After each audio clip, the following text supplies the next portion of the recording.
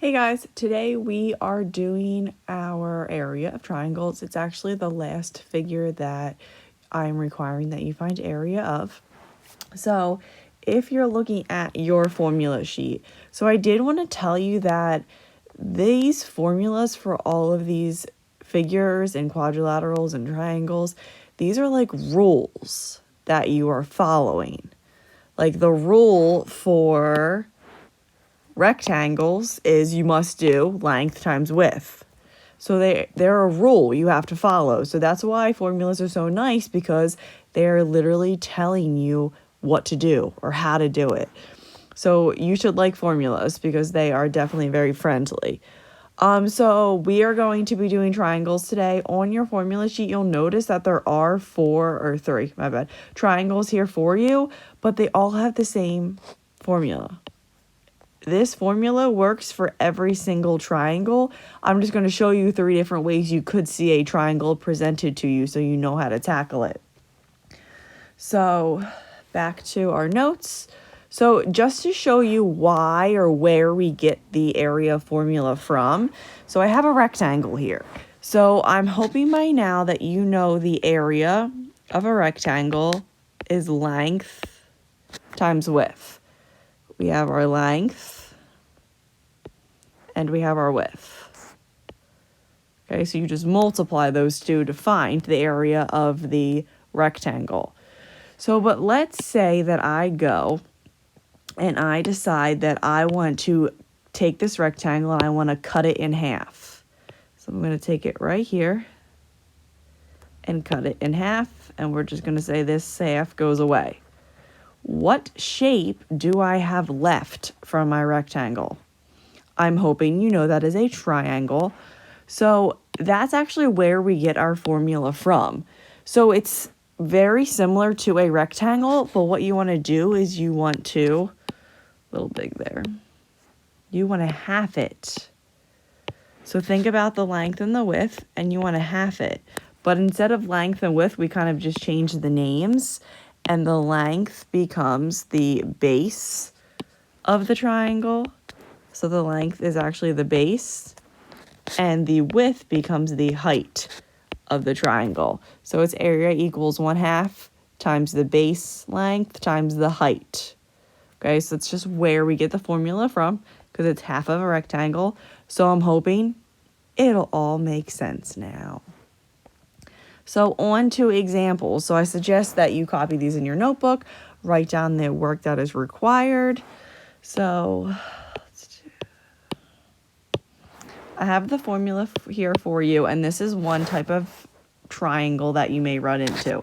So like I said, area equals 1/2 times the base times the height. So 1/2, I talked about this for trapezoids. You can use 0.5 as the decimal, so it's easy to punch into the calculator. The B stands for the base.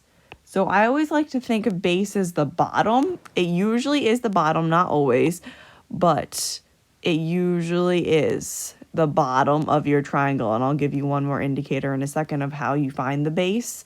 So in this situation, the base of our triangle is 28. That's what you're trying to do, figure out what all the variables are.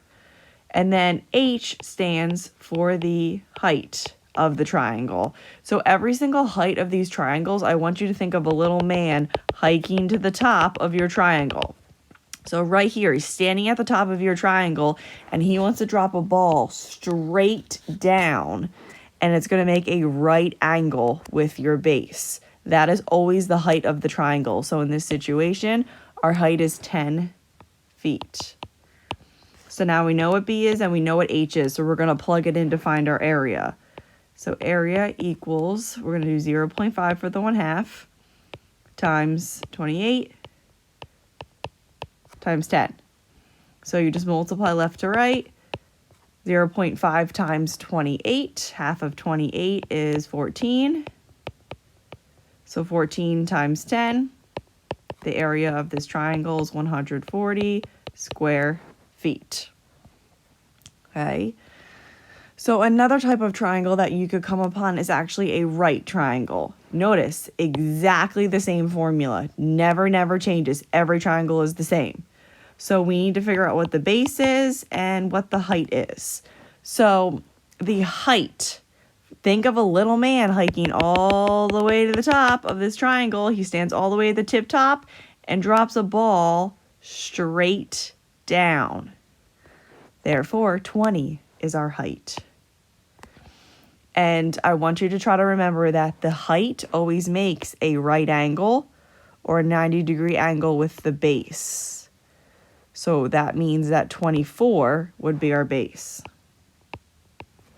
So we know our B, we know our H, so we're going to plug it in.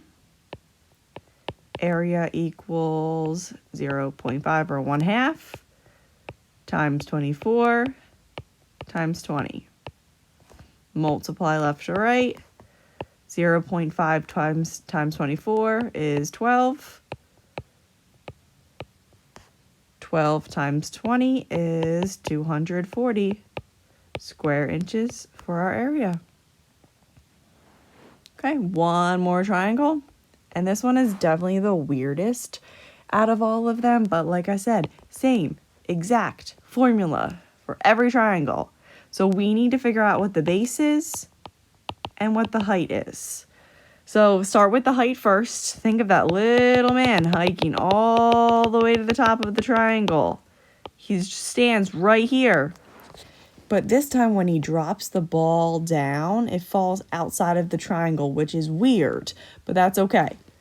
So they're measuring the distance from the top to where the base lays.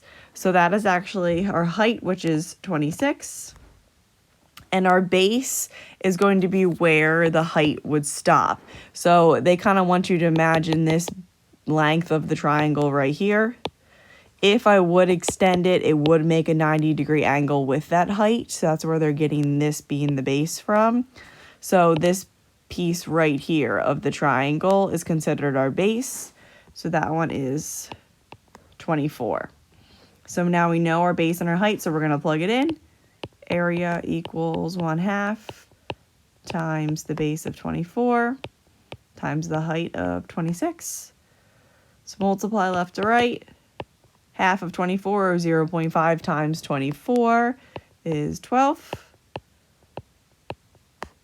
12 times 26, you should get 312 square centimeters. Okay, so try to remember that the height and the base always make a 90-degree angle. So if this is you, you need to attend the Zoom meeting today at 11 a.m. to get help. I'll answer any questions. You can just see a couple more problems that I'm going to work through. Anything that you need, come attend the Zoom meeting and I will try to help you to the best of my abilities. Other than that, you have a practice to do and you have a formative to do as your 5-point check.